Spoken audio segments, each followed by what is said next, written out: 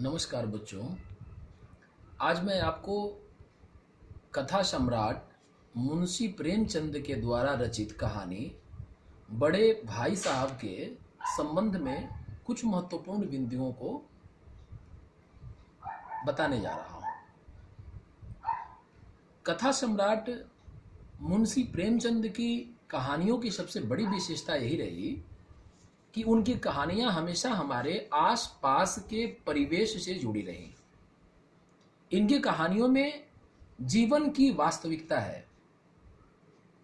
बड़े भाई साहब कहानी में जीवन का वास्तविक अनुभव दर्शाया गया है। आपने घर में अक्सर कहते हुए सुना होगा कि ऐसा मत करो, तुम बहुत छोटे हो। ऐसा कौन शिक्षा देता है? बड़े लोग।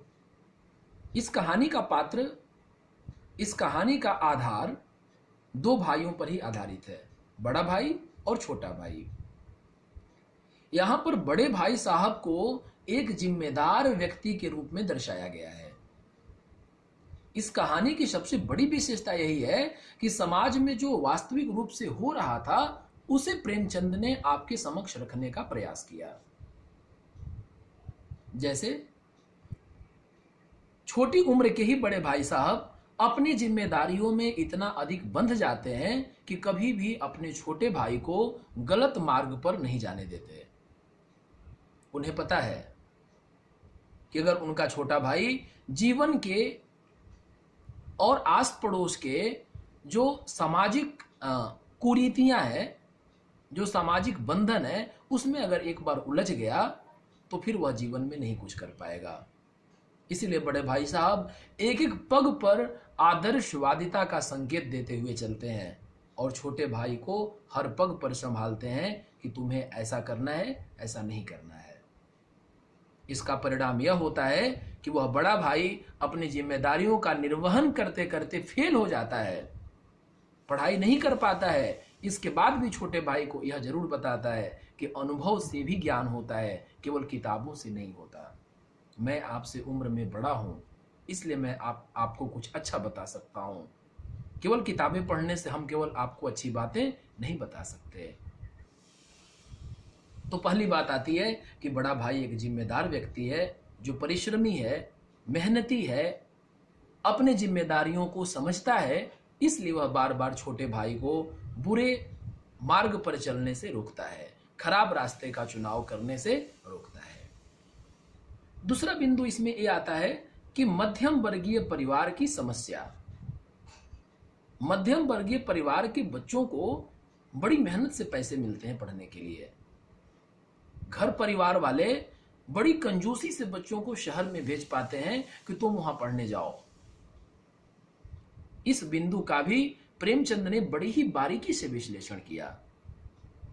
बड़े भाई साहब और छोटे भाई साहब बड़े सामान्य परिवार के हैं, जहां दादाजी बड़ी कंजूसी से बहुत मेहनत करके खेतों में हल चला करके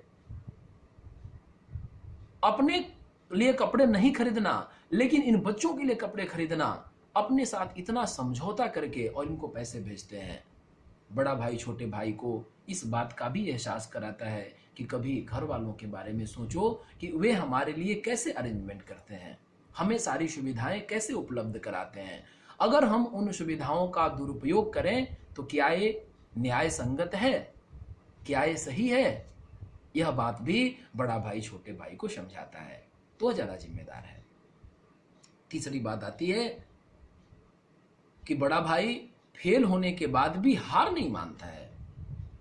बार बार फेल हो रहा है, छोटा भाई पढ़ाई नहीं करता, पूरे दिन खेलता है,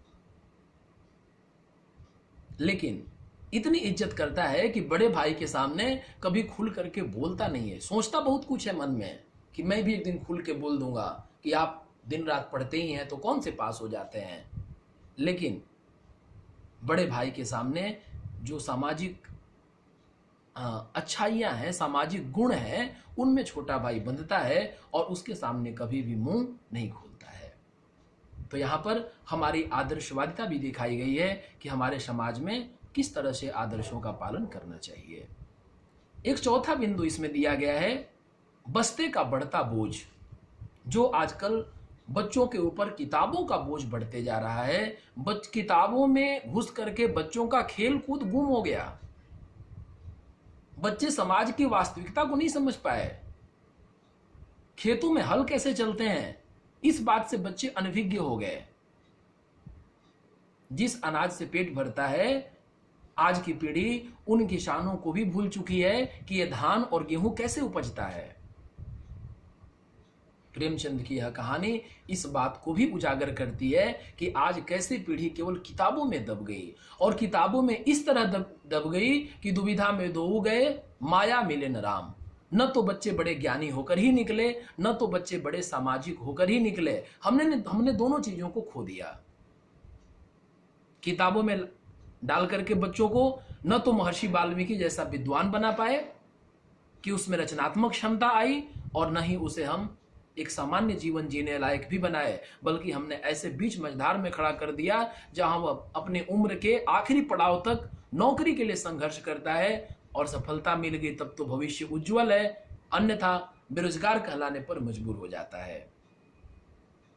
तो तत्कालीन समस्या को, उस समय जो हमारे समाज में समस्या व्याप्त थी, उसे भी प्रेमचंद ने इस कहानी में बड़ी बारीकी से उजागर किया है कि आज छोटे छोटे बच्चों के कंधे पर भी भारी किताबों का बोझ लाद दिया जाता है और बच्चे उसी में सिमट करके रह जाते हैं। बच्चों की किलकारियां, बच्चों की लोरियां और बच्चों के पारंपरिक खेल, ये सब की सब किताबों में लुप्त हो चुके हैं। तो बच्चों, इस कहानी में प्रेमचंद ने हमारे समाज की जो वास्तविक समस्या है उसको बड़े ही बारीक ढंग से उजागर किया है। प्रेमचंद की रचना की सबसे बड़ी विशेषता यह है कि उनकी हिंदी उर्दू मिक्स है।